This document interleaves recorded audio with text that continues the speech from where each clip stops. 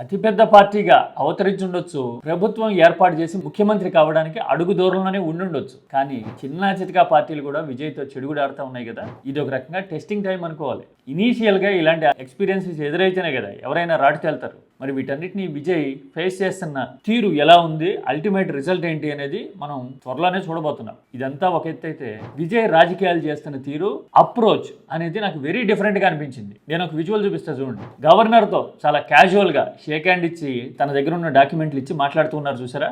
Bouquet ఇవ్వడం కానీ, ఫోటోలకు ఫోజులు ఇవ్వడం కానీ, లేదంటే మీ ఆశీస్సులు కావాలి అన్నట్టుగా అప్పీజ్మెంట్ కానీ, గౌరవం నటించడం కానీ అక్కడ లేవు చూసారా.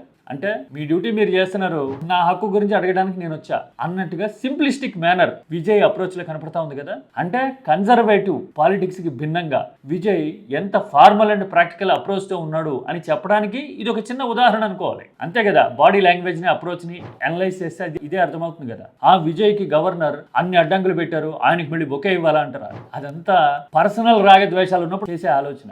అంతకుముందు కప్పాడుగా అంటారా? అలా అనుకునే కంటే కూడా ఆయన రెగ్యులర్ ఫార్మాలిటీస్ కి భిన్నంగా ఒక క్యాజువల్ అండ్ సీరియస్ అప్రోచ్ను ఎంచుకున్నారా అని అనొచ్చాము, అనకూడదా? డిస్కస్ చేద్దాం, కామెంట్ చేయండి.